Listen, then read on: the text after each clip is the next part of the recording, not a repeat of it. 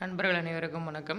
இந்த வீடியோவில் வந்து பார்த்தீங்க அப்படின்னா, நம்ம கஸ்டமர் ஒருத்தர் வந்து இந்த வெஞ்சர் இன்ஜெக்டர் ஒர்க் ஆகலைன்னு சொல்லி கூப்பிட்டுருந்தாரு. அவர் வந்து பார்த்தீங்கன்னா, உரம்லாம் மிக்ஸ் பண்ணி வச்சுட்டு விடும்போது வந்து பார்த்தீங்கன்னா, வெஞ்சர் இன்ஜெக்டர் ஒர்க் ஆகலைன்னு சொல்லியிருந்தாரு. சரின்னு சொல்லிட்டு நம்மளும் போயிட்டு பார்த்தீங்கன்னா, அந்த வெஞ்சர் இன்ஜெக்டரில் வந்து ஏதாவது வந்து ஃபெர்டிலைசர்லாம் போயிட்டு அடைச்சிருக்கு அப்படின்னு சொல்லிட்டு செக் பண்ணோம். அந்த மாதிரி வந்து எதுவும் இல்லை. அந்த வெஞ்சர் இன்ஜெக்டர் வந்து என்ஆர்வி டைப்பு. அதிலேருந்து ஒரு ஸ்ப்ரிங் வந்து கட் ஆயிருச்சு. அதனால தான் வந்து பார்த்தீங்கன்னா, அந்த வெஞ்சர் இன்ஜெக்டர் வந்து சரியாக ஒர்க் ஆகலை.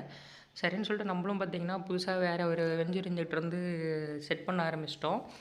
அதே போல் இந்த வெஞ்சுரியில் வந்து பார்த்தீங்க அப்படின்னா, அந்த என்ஆர்வி டைப் கிடையாது. நீங்க செட் பண்ணுற ஒரு பிராண்ட் வெஞ்சுரியை பொறுத்து அது வந்து இன்ஜெக்ட் ஆகுற ஸ்பீடு வந்து வேரி ஆகும். இப்போ பார்த்தீங்கன்னா, இங்கே வந்து நான் வெஞ்சர் இன்ஜெக்டர் செட் பண்ணி முடிச்சுட்டு இந்த வால்வு ஓப்பன் பண்ணியாச்சு. ஓப்பன் பண்ணோடனே பார்த்தீங்கன்னா, என்ஆர்வி இல்லாதனால பார்த்தீங்கன்னா, வாட்டர் வந்து அவுட் ஆகும்.